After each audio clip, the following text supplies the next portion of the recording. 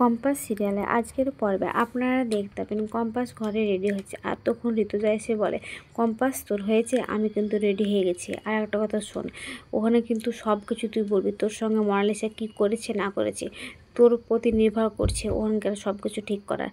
তুই যদি সব কিছু ঠিকঠাক বলিস তাহলে কিন্তু অখিলেশ কিছু করতে পারবে না, আর যদি ভুলভাল কিছু বলিস তাহলে কিন্তু অখিলেশ করবে। আর তোর সব কিছু কথার উত্তরে কিন্তু মোনালিসাকে ওই কলেজ থেকে রাস্ট্রেট করা হবে। আমি চাই যে মোনালিসা ওই কলেজে না পড়ুক, ও ভুলভাল মেয়ে ওই কলেজে পড়লে কলেজটা শেষ হয়ে যাবে।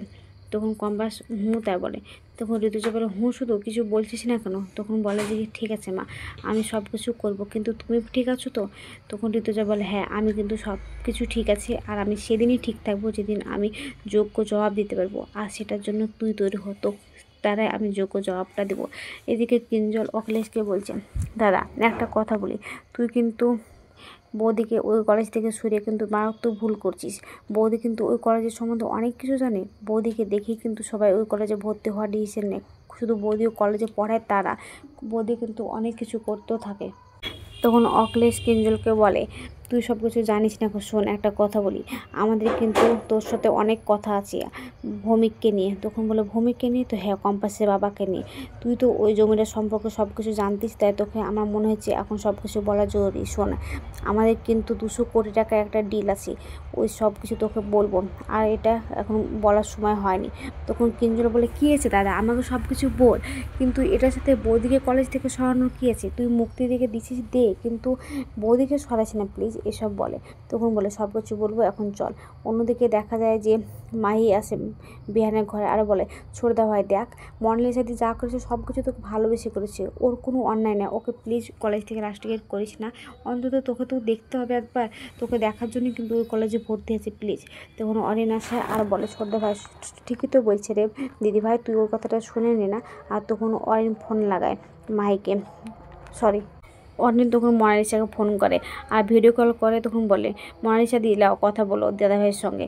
তখন ও ছোটদা ভাইকে দেয়, আর ছোটদা ভাই কিছু বলে না। আর তখন মোনালিসা বলে, প্লিজ বিহান, তুমি ওই কলেজ থেকে আমাকে বের করে দিও না, আমি তো সবটা তোমাকে ভালোবেসে করেছি, তুমি একবার আমার চোখের দিকে তাকাও, আমি খুব ভালোবাসি তোমাকে, তোমাকে ছাড়া বাঁচবো না, প্লিজ। তখন অরিন বলে যে কি যে দাদা ভাই একবার কথা বল। তখন বিহান ফোনটা ধরে আর বলে, কিন্তু তুমি যে অন্যায় করেছো কম্পাসের প্রতি, সে অন্যায় আমি কিছুতেই বরদাস্ত করবো না। তাই বলে ফোনটা ওকে দিয়ে সেখান থেকে চলে যায়।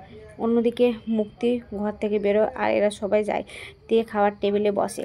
আর সবাই খাবার টেবিলে খেতে বসলে তখন ঋতুজা ছোটোজা সবাইকে খাবার দেয়, আর বলে, তোমরা চুপচাপ কেন বসে আছো, তোমরা সবাই খাও, একদিন তো তোমরাই শিখিয়েছিলে যে বাইরেকার কাজের প্রেশার কিন্তু খাবার টেবিলে নিয়ে এসে পৌঁছাবে না, তাহলে আজ কেন তোমরা মুখে চুপচাপ হাসি মুখে নাও?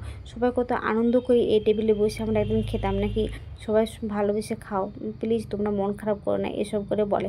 অন্যদিকে দেখা যায় যে অখিলেশ কিঞ্জলের মুক্তি কলেজে পৌঁছে যায়। এদিকে ঋতুজা কম্পাস আর বিহানও কলেজের দিকে রওনা দেয়, আর সেখানে পৌঁছে যায়। আর তখন সেখানে কম্পাস ওখানে দাঁড়িয়ে থাকে দরজার মুখে, আর সেখানে বিহান আর ঋতুজা ঘরের ভিতরেও ঢুকে যায়, আর সেখানে সবাই বসে থাকে, আর সব মেম্বাররা ওখানে থাকায় ঋতুজা যায়। আর তখন ঋতুজাকে দেখে সবাই দাঁড়ালে বলে, আপনারা সিট ডাউন, সবাই বসুন, তা বলে। তখন অখিলেশ বলে, আপনাদেরকে যেটা বলার জন্য আমি ডেকেছি, কম্পাসের সম্পর্কে আর মোনালিসার সম্পর্কে তো আছে, তার আগে আপনাদেরকে একটা কথা জানানো আছে, আমি কিন্তু এই কলেজের চেয়ারম্যান, তাই আমি যে কোনো ডিসিশন নিতে পারি।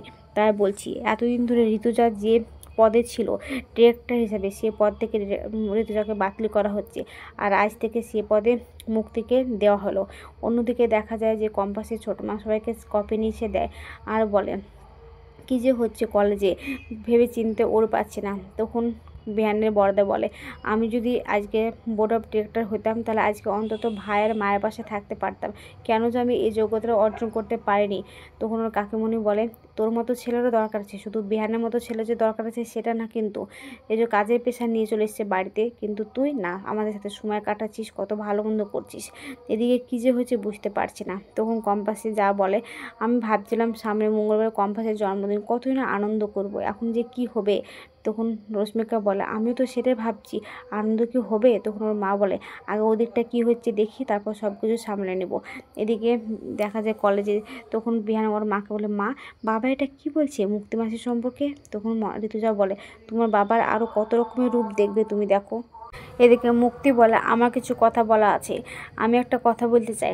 ঋতুজা চৌধুরী এই কলেজে এতদিন ধরে দেখাশোনা সব কিছু দায়িত্বে ছিলে, তাই আমি বলছি যে ওর কাজে কেউ হস্তক্ষেপ করবে না, আর আমি তো একদমই না।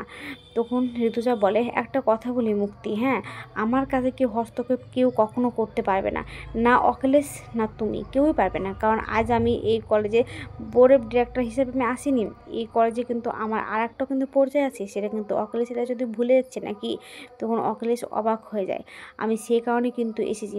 এদিকে দেখা যায় যে ওখানে চলে আসে মনালিসা, আর মনালিসার দাদু আর বাবা সবাই আসে। আর তখন এদিকে মনালিসাদেরকে ডাক দেয় একটা লোক, গিয়ে বলে যে কি যে এখানে মনালিসা আর কম্পাস ভৌমিককে ভিতরে কিন্তু ডাকা হচ্ছে। তখন কম্পাস ভিতরে চলে আসলে মনালিসা ওর দাদুর দিকে তাকায়, আর ও দাদু ইশারা করলে ভিতরে ওরা চলে আসে। এদিকে কম্পাস ভেতরে আসলে সবাই জিজ্ঞাসা করে, কম্পাসকে বলে তুমি নির্ভয়ে সব কিছু কিন্তু বলবে, কাউকে কখনো ভয় পাওয়ার দরকার নেই। তখন ঋতুজা বলে কি হলো কম্পাস, দাঁড়িয়ে আছিস কেন, বল, এসব বলে। তখন কম্পাস বলে সেদিন আমি সন্ধেবেলায় বাড়ি থেকে বেরোচ্ছিলাম, আর কয়েকটা গুন্ডা আমাকে ওখানে অ্যাটাক করে, আর আমার সেখান থেকে জিনিসটা ছিনতাই করে নিয়ে চলে আসে। আর আমি কলেজে তখন পৌঁছে যাই। তারপরে তখন কলেজে এসে দেখি যে আমার জিনিসটা নিয়ে মনালিসা ওখানে সব কিছু দাঁড়িয়ে আছে, সবাই ওর বন্ধুরা। আর সেই জিনিসটা দেখে আমার রাগ হয়, তখন আমি সবাইকে জানাই যে ওই জিনিসটা আমায়। তখন ও লোকগারা বলে কিন্তু হ্যাঁ তো সে তো দেখেছি, আর তুমি ওই জিনিসটার সম্বন্ধে তুমি সুন্দরভাবে তুমি ব্যাখ্যাও দিয়েছো তো। তখন মনালিসা ওখানে চুপচাপ দাঁড়িয়ে থাকে, আর কম্পাস বলে হ্যাঁ আমি সব কিছু দিয়েছিলাম, কিন্তু আমাকে যে বস্তায় পুরে জলে ভাসিয়ে দেওয়া হয়েছিল, আমাকে মেরে ফেলা হুমকি দেওয়া হয়েছিল, এসব কিন্তু আমি বলেছিলাম, কিন্তু এসব কিছু সেদিনকে আমি মিথ্যে বলেছিলাম শুধুমাত্র মনালিসাকে ওখানে ছোট করার জন্যে।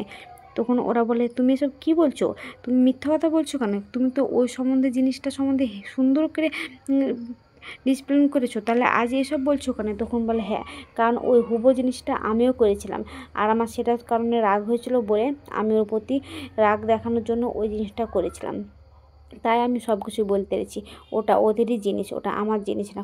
এদিকে বিহান আর ঋতুজা অবাক হয়ে যায় ওর কথা শুনে, এসব কি বলছে। তখন কম্পাসকে আবারও বলছে তুমি কি ঠিক বলছো। তখন কম্পাস বলছে হ্যাঁ আমি সব কিছু ঠিক বলছি, আমার রাগের কারণে আমি মনালিসাকে ছোট করেছিলাম। তখন বিহান বলে তুমি কি বলছো, তুমি বুঝতে পারছো। তখন কিঞ্জল বলে বিহান তুই চুপ করে বস, এখানে কিন্তু বাড়াবাড়ি করবি না।